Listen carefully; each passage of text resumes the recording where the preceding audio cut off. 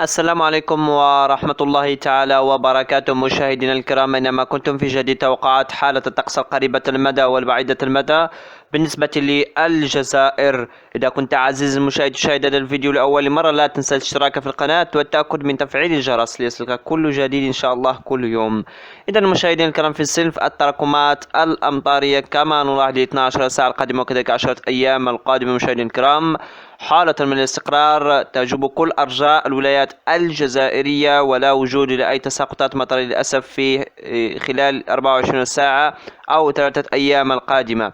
لكن مشاهدينا الكرام، هذه آخر مستجدات والطقس دائما في تغير. إذا مشاهدينا الكرام نذهب إلى 24 ساعة القادمة كما تلاحظون، حالة من الاستقرار على كل المناطق الجزائرية مع السماء صافية ومشمسة، مع درجات الحرارة أيضا ستكون منخفضة في النصف الشمالي الجزائري.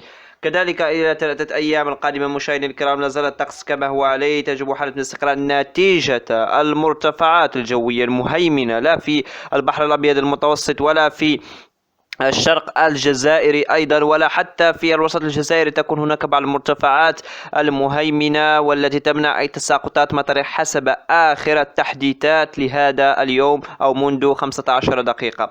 إذا مشاهدينا الكرام نذهب إلى 5 أيام القادمة، يعني كما نلاحظ هذا المرتفع الكبير الذي يهيمن على يعني الأطراف الجزائرية الشمالية كذلك الجنوبية أيضا، ويمنع وجود تساقطات مطر. لكن في 10 أيام القادمة رغم هذا المرتفع الجوي وإلا هناك إن شاء الله رحمة وبشائر للخير. نتمنى أن تصل التساقطات المطرية إلى الجزائر في أقرب الآجال. إذا تساقطات مطرية ستهم إسبانيا، وكما نلاحظ خروج بعض السحب التي ربما وتبقى على حسب حركة الرياح التي ربما ستتجه إلى الجزائر خلال الأيام والتوقعات القادمة إن شاء الله. ونتمنى الله أن يغيثنا غيثا نافعا، وشكرا لكم على المتابعة، والى اللقاء.